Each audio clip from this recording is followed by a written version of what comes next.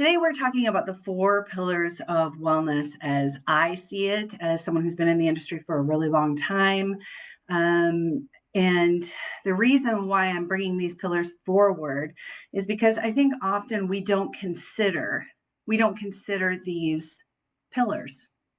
And so we tend to focus on things that kind of result in us spinning our wheels and not really making big impact. And that's what we want. We want to feel good and make big impact. Let's begin. So, one of the things that a lot of times when people come to me, they're like, I'm just overwhelmed. I don't know where to start. I don't want to change all the things, or I have to change all the things, and it's just a lot, and there's a lot of conflicting information out there. And so what ends up happening is oftentimes there's overwhelm, which is exactly what we don't want, right? We don't want overwhelm when we're starting to deal with our wellness. That's simply just a place we want to stay out of. So I took some time, early days, and really started thinking about what is it that I believe are the pillars of wellness. Because the programs that are out there now are not focusing on near enough. They are not focusing on near enough. Most of them focus on movement. Most of them focus on what you're eating. And that's just simply myopic and not very it's not you're not worthy of that simplicity. You're more complicated than that. You're smarter than that. You know that there's more to it than that. Wellness is complex. Looking at yourself as a system that takes some thought. But the programs that are out there aren't near enough. So I want you to start to think about yourself as a system, and I want you to start to think about how you can zoom out and look at your wellness and yourself from a systemic perspective. You're complicated. You're a living, breathing system. How can you support that system is the question. So I came up with the four pillars, what I consider to be the four pillars of wellness. Let's talk about them. Let's break them down. I want you to know that I have had many business experts say to me, Sarah, no one cares about that. They just want to lose 10 pounds. Okay, well, first I want to address that straight up. Because if that is if that is all that you're thinking about, if that is all that you are using as a bar for you to approach your wellness is to lose 10 pounds. First of all, I understand. And second of all, I gently want you to dig a little deeper because there's so much more there to think about. And that is simplistic and isn't worthy of you. Frankly, it isn't worthy of your time if that is truly what you believe. Because I know that you know more than that. I know that you understand that wellness is more complex than that. So, and to the business experts that say, "Oh, Sarah, nobody wants to hear about that." Well, I believe again you're smarter than that, and I also believe that if you're here, you understand that wellness is deeper than that, and that's what I'm offering. I'm offering more complex approach because will last for life. So let's talk about the four pillars. First pillar, nourish. I love this word nourish because right away the word nourish starts to allow you to think that it might be more than eating. Nourishment is more than what you're eating. And it's who you listen to, what you read, who you surround yourself with, how you care for your system, right? And also how you nourish your system and how you hydrate your system. But nourishment immediately starts to ask you to reframe from dieting, reframe and start to look at things from a different perspective. That some questions to ask when yourself when you're starting to think around the word nourish. What are you letting in? Are you an emotional eater? Do you snack or use fun buttons when you aren't hungry? Are you a distracted eater? How are your boundaries? How much social media are you on a day? Right away, you start to think to yourself, this is different. This is a different approach than what you're simply putting in your mouth. It is, how am I nourishing my whole system? Next up, move. Well, if you've been with me for any length of time, my motto in life is move in a way that pleases you or feels really good for you, and move in a way that pleases you and feels really good for you more often. Those are that is honestly my whole approach to movement. But what's kind of cool about when you start to look at movement as a pillar, some questions that I think are really cool to ask of yourself are, do you move? Can you stay out of judgment if the answer is no? Do you like to move? Have you ever thought about ways that movement might feel good for you? What have you learned from your family of origin or your upbringing about movement? And do you have any hangups around movement?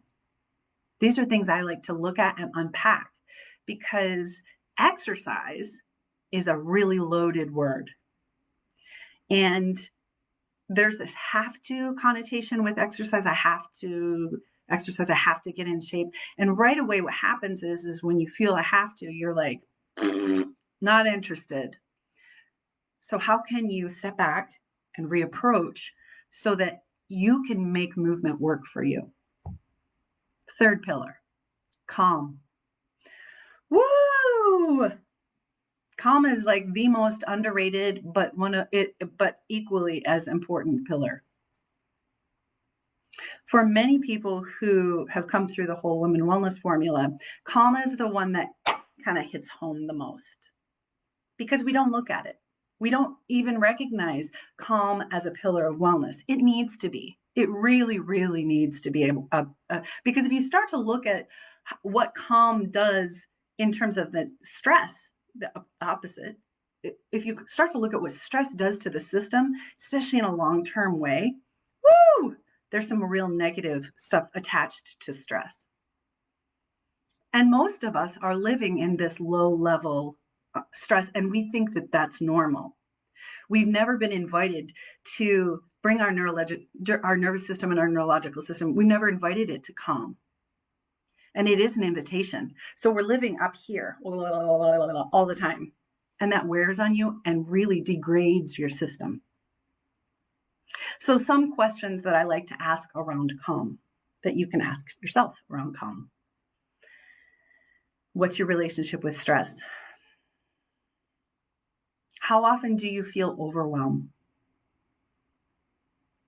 Are you exhausted? What regular practices do you have in place that invite calm? Do you have any? Do you avoid calm? Except when you're sleeping? If so, why? It's super interesting to get curious around our belief systems around calm. And the fourth pillar of wellness is love. Okay, so here's the thing. I suppose on paper it might look like this is just like hokey. It's not. When you've spent your life, like most of us have, not loving your physical body, punishing your physical body. Often, many of us are perfectionists. We have high expectations for ourselves, not just in our physical body, but in our work, in our living. And we are harsh with ourselves because we're constantly not meeting this bar that we've set for ourselves. And so there's this constant stream of schmutz that we are putting forth in the world, in our mental world, in our heart, that is really harsh towards ourselves. When you begin your wellness journey from a different place, when you begin your wellness journey from a place of deep self-compassion, deep appreciation, deep self-respect, The result of that is going to be different than if you started a wellness program from a place of self-loathing, of needing to fix, of I'm not acceptable by society's standards in some way in my mind, and therefore I'm going to do whatever I need to do in order to meet those community standards. Versus accepting and loving yourself where you are right in this moment and starting from that place of deep acceptance. The result is that the changes stick because you're making changes that are built from acceptance versus I got to change her. She needs changing. Some questions to ask around the love pillar. How do you talk to yourself? How do you feel about your body, your physical body? What messages tend to run you? What messages tend to come up for you? Nourish, move, calm, love. This, my friends, is the foundation of wellness as I see it. And it is the foundation for the Whole Woman Wellness Formula. Now, you can take all the tools that I offer forth in all of my teachings, right? And you can put those to work for yourself simply by focusing on the pillars and asking yourself, what simple acts of self-care can I create for myself under those pillars? And start to practice them and start to weave them into your life. And that is what the Whole Woman Wellness Formula does. It's not a life overhaul. It is small steps practiced with consistency. So I want you to know that I'm offering it as a group program for the very first time ever. It's halfway sold out. So there's 6 slots left. If you are interested, I will put the information below. 12 women, 12 weeks, weekly live calls and support, and a container to help walk you through layer upon layer of the pillars of wellness. I invite you. Have a great day. I hope you have a lovely Tuesday. See ya.